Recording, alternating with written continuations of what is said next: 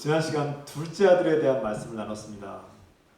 둘째 아들이 유산을 탕진하고 비참한 모습으로 돌아왔을 때 아버지는 그를 용납하셨고 환영하며 큰 잔치를 기쁘게 베풀어 주셨습니다. 주님은 세상에서 죄를 지은 이 둘째 아들과 같은 우리가 주님의 집으로, 아버지의 집으로 돌아올 때 용납해 주시고 환영하며 또 천국 잔치를 베풀어 주신다고 성경이 말씀하고 있습니다. 오늘도 저와 여러분들을 용납하시고 품어주시고 기쁘게 환영하시는 하나님 아버지를 느끼기 원합니다. 오늘 본문에서 등장하는 큰 아들은 어떤 사람입니까? 큰 아들은 어떤 사람일까요? 그는 성실합니다. 아버지와 그 집을 위해서 주어진 일을 우직하게 행하는 사람입니다. 부지런하고 충직한 사람이죠. 도덕적으로 문제가 없습니다. 아버지를 속썩일 만한 그런 행동을 한 적도 별로 없어요. 문제를 일으키지도 않았고요. 아버지 명령을 잘 따랐다고 그렇게 본인이 얘기하고 있습니다. 그는 아버지의 재산을 물려받을 장자이고 또 장자로서의 기득권을 가지고 있는 사람이죠. 어떻게 보면 참 모범적인 아들, 흠이 없는 아들이라고 할 수도 있습니다. 그런데 그 큰 아들이 화가 났습니다. 아버지를 향해서 화를 내고 있어요. 오늘 28절과 29절, 30절 말씀은 세번역 성경을 읽어드립니다. 큰 아들은 화가 나서 집으로 들어가려고 하지 않았다. 아버지가 나와서 그를 달랬다. 그러나 그는 아버지에게 대답하였다. 나는 이렇게 여러 해를 두고 아버지를 섬기고 있고 아버지의 명령을 한 번도 어긴 일이 없는데 나에게는 친구들과 함께 즐기라고 염소 새끼 한 마리도 주신 일이 없습니다. 그런데 창녀들과 어울려서 아버지의 재산을 다 삼켜버린 이 아들이 오니까 그를 위해서 살찐 송아지를 잡으셨습니다. 지금 이 큰아들의 이 감정이 어떻습니까? 이 말씀 가운데 큰아들의 감정과 마음이 어때요? 큰아들은 아버지와 동생 모두에게 화를 내고 있습니다. 큰아들이 볼 때 이 둘째는 나쁜 자녀예요. 나쁜 아들이에요. 죄인이에요. 아버지를 배신했고 불순종했고 또 세상 쾌락에 빠졌다. 탕진했다. 그렇게 써있죠. 또 실패자다. 큰아들이 볼 때 둘째 아들은 어리석은 자, 마땅히 벌을 받아야 될 죄인인 거예요. 문제가 많은. 그래서 지금 불만이 많아요. 원망하고 있고 둘째 동생에 대한 이 큰아들의 마음이 분노로 가득합니다. 그리고 그 큰아들은 둘째 아들 동생과 자신을 비교하고 있습니다. 아버지는 나를 위해서 잔치를 베풀어 준 적이 없는데 저 문제 많은 동생을 위해서는 그렇게 큰 잔치를 벌어주다니 이게 말이 되느냐? 이게 아버지 불공평하지 않느냐? 이게 불공평하다고 원망하고 있는 것이죠. 질투하고 시기합니다. 정죄하고 비난하고 있습니다. 불평과 원망이 가득하죠. 도무지 아버지를 이해할 수도 없고 저 둘째를 무섭게 책망해야 될 아버지가 저렇게 기쁘게 잔치를 벌이는 게 이해가 되지 않는 거예요. 용납할 수 없는 거예요. 공감이 안 돼요. 그리고 또 자신도 서러워요. 나한테는 염소 새끼 한 마리 잡아준 적이 없는데 저 둘째를 위해서 저렇게 큰 잔치를 벌이다니 하면서 이 서러운 마음과 억울한 마음이 가득한 거예요. 이게 지금 큰아들의 마음입니다. 기쁨과 사랑, 우애와 공감은 그 속에서 찾아볼 수가 없는 거죠. 오늘 이 말씀 들을 때 이 첫째 아들 되신 분들 또 둘째 아들 되신 분들 이 말씀 들을 때 공감이 많이 될지 모르겠습니다. 또 부모들도 이 말씀이 또 공감이 될 거예요. 예수님께서 말씀하신 이 큰아들은 누구입니까? 누구를 가리킬까요? 당시대 이 말씀을 듣고 있는 사람들은 이스라엘 백성도 있었지만 이스라엘의 지도자들도 이 말씀을 듣고 있었을 것입니다. 여기서 이 비유의 큰아들은 아버지에게 반항합니다. 큰아들은 자신이 아버지와 집을 섬긴 일 그리고 자신의 공로와 업적을 내세우고 있어요. 내가 이만큼 했는데 내가 이만큼 충성하고 충직하게 아버지를 섬겼다. 내가 아버지의 말씀에 명령에 부대로 복종했다. 여기에 초점이 있습니다. 이것은 그 당시에 이스라엘의 지도자들 바리새인들의 모습이라고 할 수 있습니다. 아버지에게 그들은 화를 내고 불공평하다. 왜 우리 같은 의인들에게 하나님의 말씀 율법을 잘 지키는 의인들에게 복을 주지 않고 저 죄인들에게 어떻게 다가갈 수 있느냐. 예수님을 향해서 비난하는 그 바리새인들과 또 다른 측면에서 종교주의자들, 내가 이만큼 종교적으로 열심을 해놨는데 열정을 했는데 나에게 돌아오는 것이 무엇이냐? 이 원망하는 마음. 그리고 도덕주의자들, 나의 노력과 나의 성결과 나의 어떤 고상함으로 구원을 받으려는 자들, 이런 도덕주의자들에게 주시는 말씀이죠.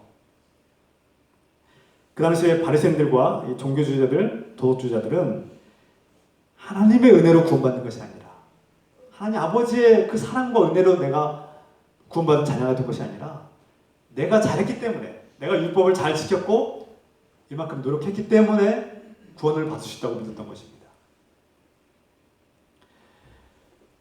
자기 힘과 노력으로 구원을 받을 수 있다고, 나의 업적과 노력으로 구원을 성취하려고 하는 자들에게 주시는 말씀이죠. 그런데 정말 우리가 노력하고 내 열심으로 노력으로 내 힘으로 구원을 얻을 수 있습니까? 우리는 알고 있죠. 우리가 구원을 받는 것은 하나님의 은혜로 받은 것입니다. 이 세상의 모든 사람들이 다 죄인인데 우리가 율법을 지켰다고 나의 행위가 몇 가지 말씀에 순종하고 죄를 덜 지었다고, 상대적으로 죄를 덜 지었다고 둘째보다 내가 낫기 때문에 나는 구원받아야 됩니까? 하나님 입장에서 볼 때는 첫째나 둘째 모두가 다 죄인입니다. 동시에 죄를 짓고 못난 아들이지만 둘째도 하나님의 자식이라는 것이죠. 첫째도 하나님의 자식이고요. 그리고 하나님은 첫째나 둘째나 모두를 사랑한다고 말씀하고 있는 것입니다.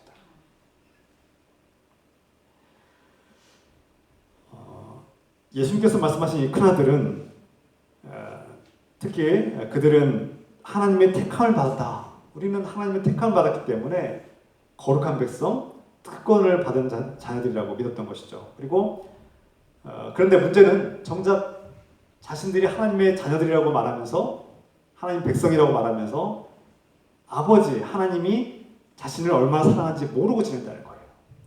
오늘 큰아들은 아버지에게 나를 위해서는 양 한 마리 잡아준 적이 없으면서 저 죄인인 둘째에게는 그렇게 성대한 잔치를 벌일 수 있느냐 원망하고 있죠. 아버지가 자신을 얼마나 사랑하고 있는지를 누리지 못하고 느끼지 못하고 있는 거예요. 율법도 지키고 순종하면서 아버지의 집에서 지내고 있고 아버지가 주시는 은혜와 평안을 누리고 있지만 아버지에 대한 고마움과 그 소중함과 감사와 기쁨은 없는 거예요. 이런 사람들은 자신들이 율법을 완전히 지키지 못하는 것을 알기 때문에 혹시라도 내가 구원받지 못할까봐 전전긍긍하며 내 부족함이 드러날까봐 불안해하는 마음이 그 속에 담겨 있는 거예요. 종교적으로 열심히 하고 있지만 한편으로는 늘 내가 부족하기 때문에 구원받지 못할까봐 두려워하는 마음이 항상 도사리고 있는 거예요. 동시에 율법을 지키지 않는 둘째 아들을 비난하고 정죄함으로써, 그를 무시하고 그를 차별함으로써 상대적으로 나는 구원받을 수 있다고 믿는 거예요. 내가 저 사람보다 낫지, 내가 둘째보다 낫지, 내가 저 사람보다 훨씬 더 율법을 잘 지키고 경건하게 지내니까 나는 구원받을 수 있을 거야 라고 상대적으로 생각한다는 거예요. 그럼 우월감을 가지고 있는 거죠. 신앙적인 우월감, 또 다른 말을 표현하면 교만한 마음을 가지고 있는 것입니다.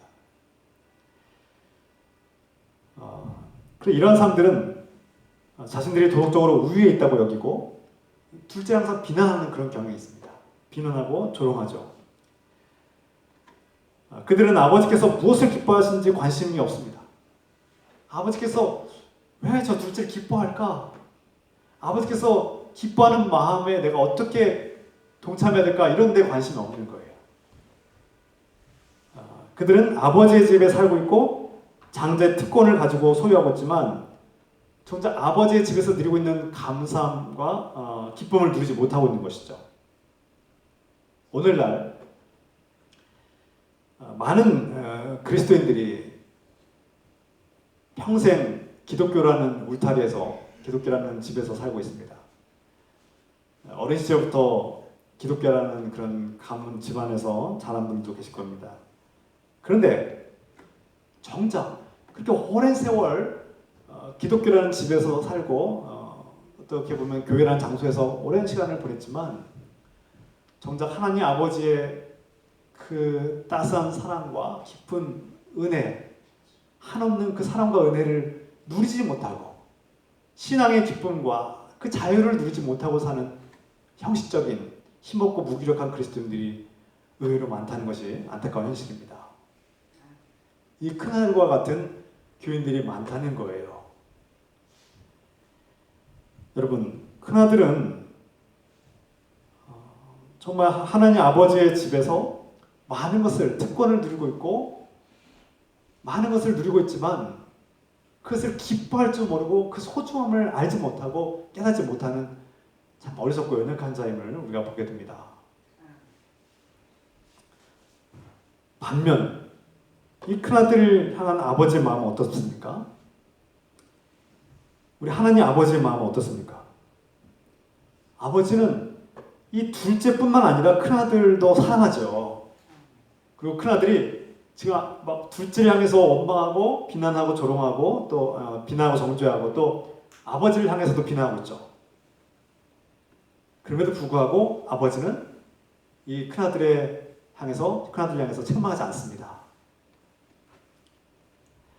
둘째와 자신을 비교하는 이 큰아들의 마음을 이해하세요. 그럴 수 있지. 그래서 아들이 화내는 심정을 이해하고 인내하십니다. 혼내지 않으셔요. 그리고 오히려 큰아들을 달래시죠. 큰아들의 연약함을 다 아시기 때문에 그를 달래고 있습니다. 오늘 28절 말씀 보면 그가 노하여 들어가고자 하지 아니하거늘 아버지가 나와서 권하다 이렇게 했는데 세번역 성경에는 달래다 이런 위로하다 이런 표현을 쓰고 있어요. 아버지가 그 화를 내고 비난하는 아들을 품고 달래는 거예요. 31절 말씀에 아버지가 그에게 말하였다. 얘야, 너는 늘 나와 함께 있으니 내가 가진 모든 것은 다 내 것이다. 너의 것이다. 장자이니까 내가 가진 모든 것은 다 너에게 물려줄 텐데 너는 무엇이 부족하니? 아버지는 큰아들이 가진 권리를 인정하고 존중해 주셨습니다. 이미 둘째는 유산을 미리 물려받았으니 더 이상 가져갈 게 없어요. 여기 있는 모든 것은 다 너에게 줄 건데 네가 왜 불평을 하니? 너에게 약속된 것들, 내가 이미 가진 것들, 아버지와 아들은 하나이고 내가 너에게 충분한 것을 줄 텐데 왜 기뻐하지 못하고 만족하지 못하느냐? 그런 말씀이죠.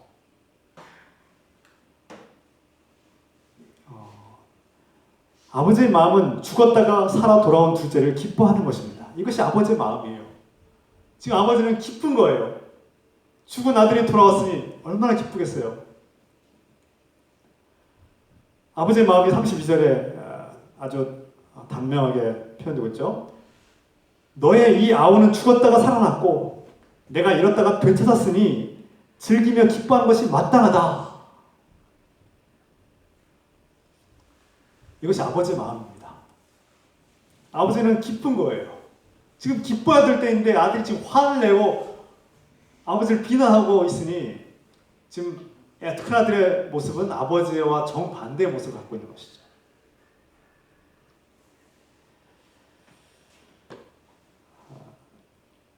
작년 6월 달에 월드컵이 있었습니다.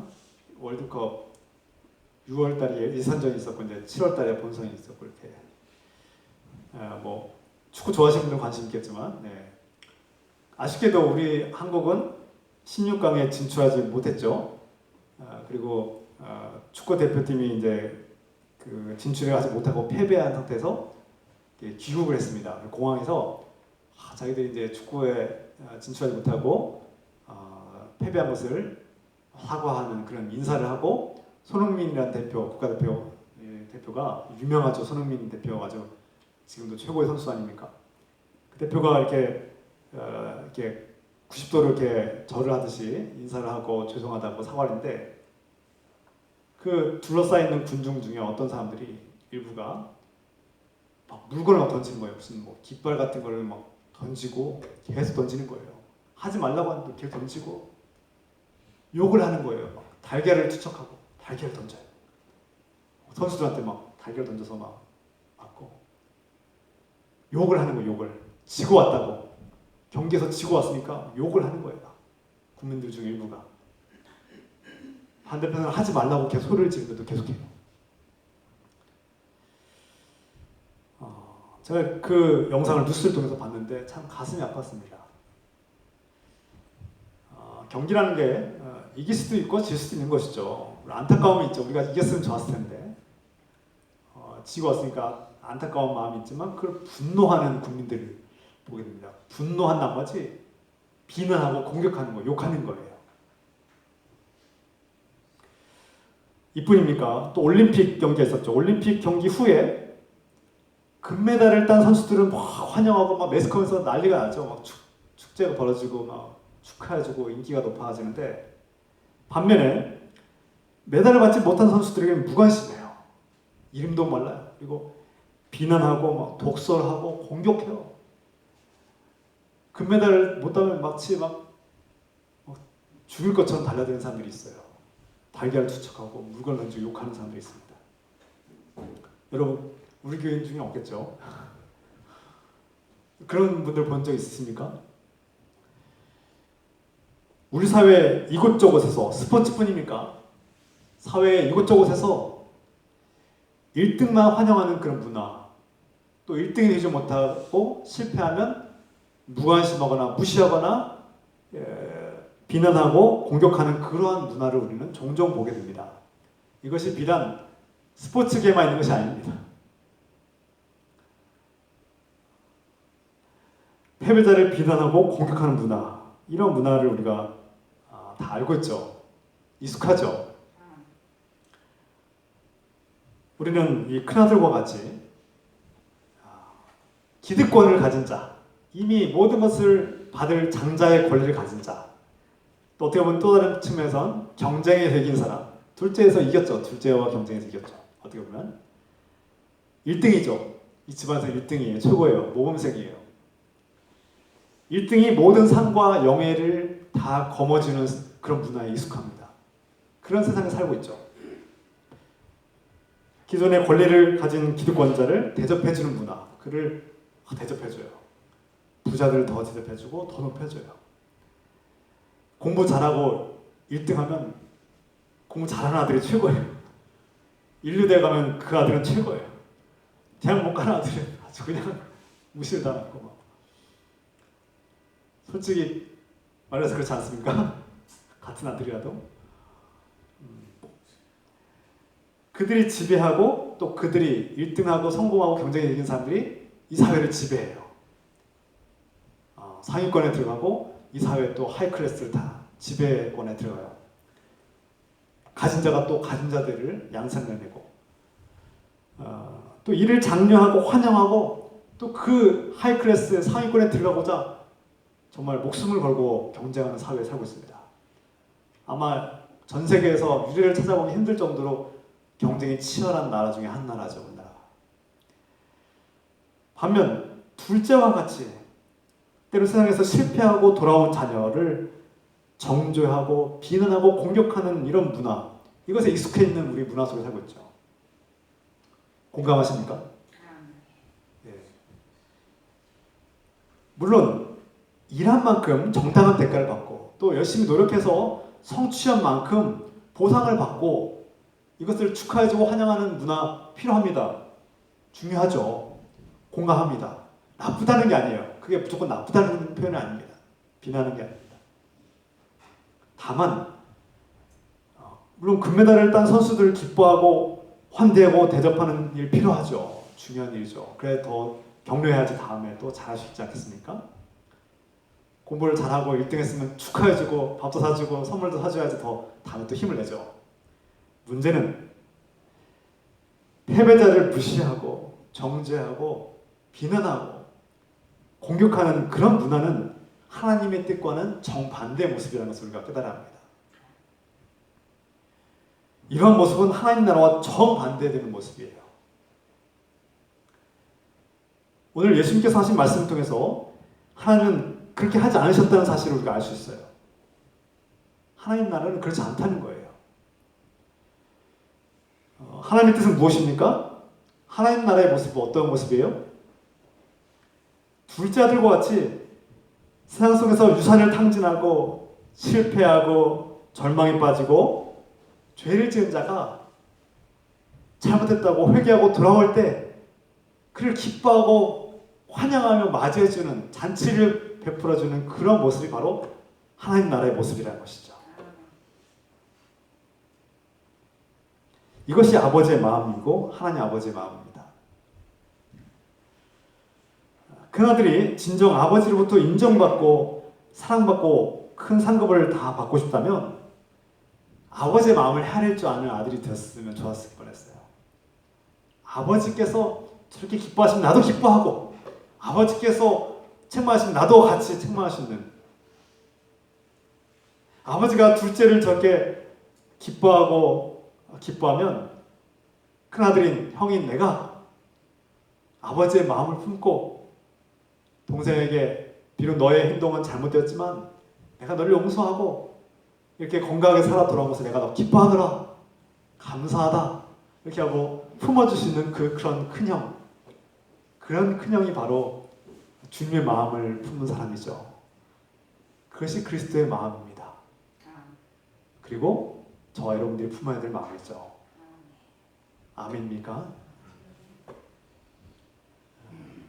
누구든지 하나님으로부터 칭찬받고 인정받고 사랑받는 자가 되고 싶다면 원망하지 말고 불평하지 말아야 합니다. 그리고 자기의 의를 버리고 나는 이만큼 했고 나의 업적과 공로는 이만한데 왜 나에게는 보상하지 않느냐라는 원망과 불평보다 내 중심의 사고를 내려놓고 아버지 뜻이 무엇인가를 헤아릴 줄 아는 아들 하나님의 뜻을 아는 자녀가 되는 것이 우리가 먼저 우리가 갖춰야 될 하나님의 자녀의 다운 모습이라는 것이죠. 그래서 아들이라는 표현을 많이 써서 죄송합니다. 딸들도 포함하고 있습니다. 그래서 아들이라는 표현은 모든 하나님의 자녀들을 말하고 있어요. 딸들도 다 포함되죠. 하나님 아버지의 뜻이 무엇일까? 지금 하나님 아버지께서 나에게 무엇을 원하실까? 우리가 하나님의 뜻을 알고 있습니까? 하나님 아버지의 마음을 헤아리고 있습니까? 또 우리가 그분의 마음을 품고 있을까요? 돌아봅시다. 오늘 주님께서는 큰아들에게 모든 기득권을 가진 자들에게 또 율법 종교주의자들과 도덕주의자들에게 이 아버지 뜻이 무엇인지를 알아야 된다고 말씀하고 있습니다. 아버지 뜻은 큰아들이 그 돌아온 둘째 동생을 용서하고 함께 기뻐하고 그 기뻐하는 환영의 잔치에 동참하는 것이 아버지 뜻이다라는 거예요. 너희가 왜 아버지 뜻에 동참하지 않느냐? 네가 그동안 해온 그 충직함과 우직함과 성실함은 나를 위한 것이 아니라 너를 위한 것이었니? 되묻는 것이죠. 너 자신의 의를 위해서 자기의 의를 쌓기 위한 노력이었니?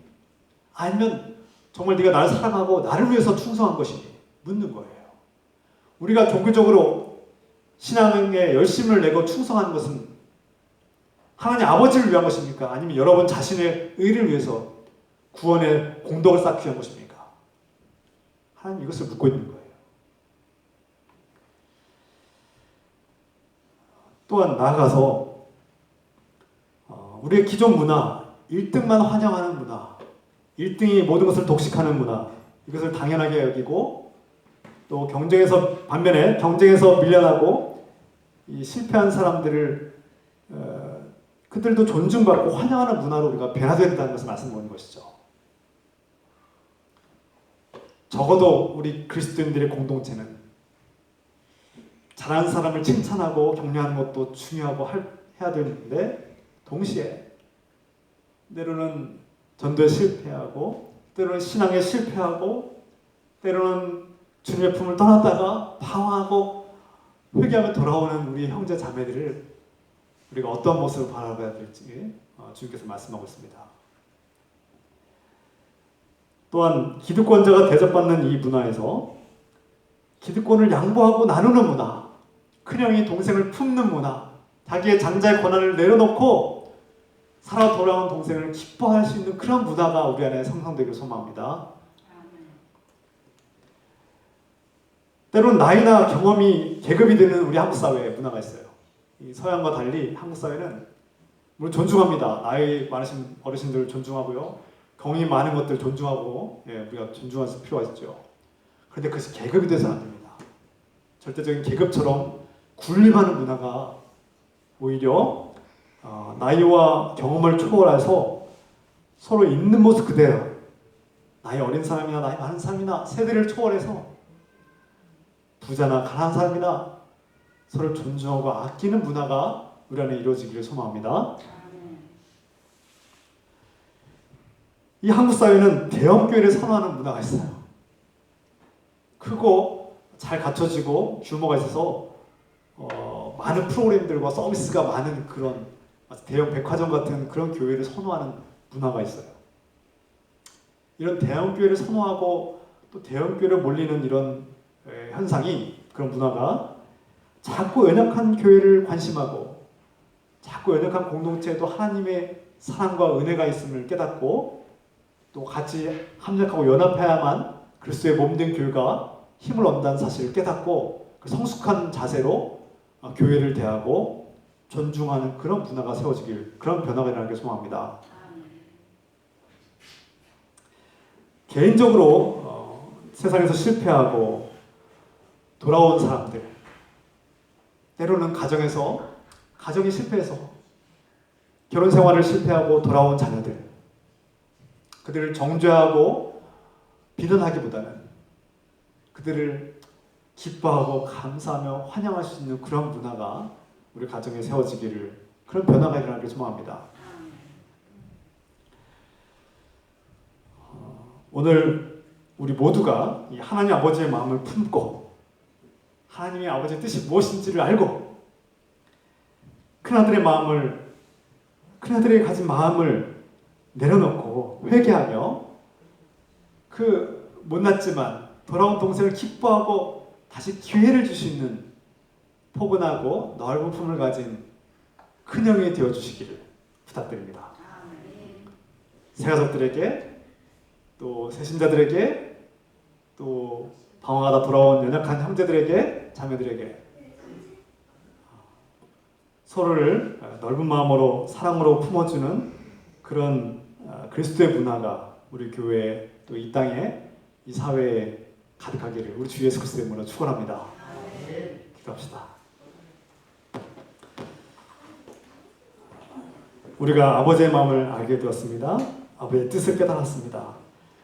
우리도 아버지께서 기뻐하시는 마음을 품고 아버지의 마음으로 돌아온 둘째를 정죄하기보다는 그를 용납하고 기뻐하는 아버지의 마음을 품게 하여 주시면서 함께 기도합시다. 주여 하나님 아버지, 둘째가 돌아온 그날 아버지께서 기뻐하고 잔치를 벌이셨습니다. 주님, 우리가 그 둘째를 기뻐하며 아버지의 마음을 헤아리고 아버지와 함께 기뻐하는 마음, 그 아버지의 마음에 순종하는 그 마음을 우리도 품게 하시옵소서. 하나님 아버지를 기쁘시게 하고 우리가 둘째 아들을 환영하는 자리에 동참하시는 넓은 마음, 그리스도의 마음, 하나님 아버지의 마음을 품고 살게 하옵소서. 또한 1등만 환영받는 이 문화, 1등이 독식하는 문화, 경쟁에서 이긴 자가 모든 것을 갖고 또 기득권자가 대접받는 이 문화가 변화되기로 합니다. 실패하고 때로는 낙오되고 때로는 낮고 연약한 자들도 존중받고 섬김을 받고 돌봄을 받을 수 있는 그런 문화가 우리 안에 이루어지게 하옵소서. 우리 교회가 그리스도의 문화, 그리스도의 마음으로 서로를 사랑하고 용납하며 서로를 정주 여기고 서로를 품고 사랑으로 돌볼 수 있는 그런 아름다운 교회 공동체가 되게 하여 주시옵소서. 주여 감사합니다. 주님 말씀 깨닫게 해주시고 말씀대로 살 수 있도록 용기와 희망을 주시고 성령께서 역사해 주옵소서.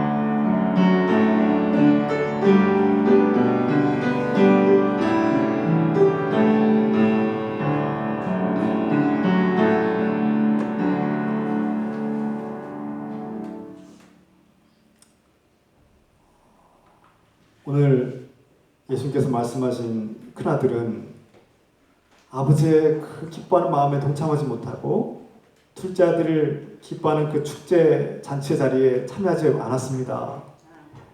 대신 불평과 원망과 분노와 그런 미움과 시기와 질투로 가득했고 아버지의 모든 것을 다 누리고 있고 아버지의 모든 것을 다 받을 유산을 받아야 될 그런 장자의 특권을 가지고 있고 기득권을 가지고 있음에도 불구하고 기뻐하지 못하고 즐거워할 줄 모르고 행복하지 않은 삶을 살았습니다.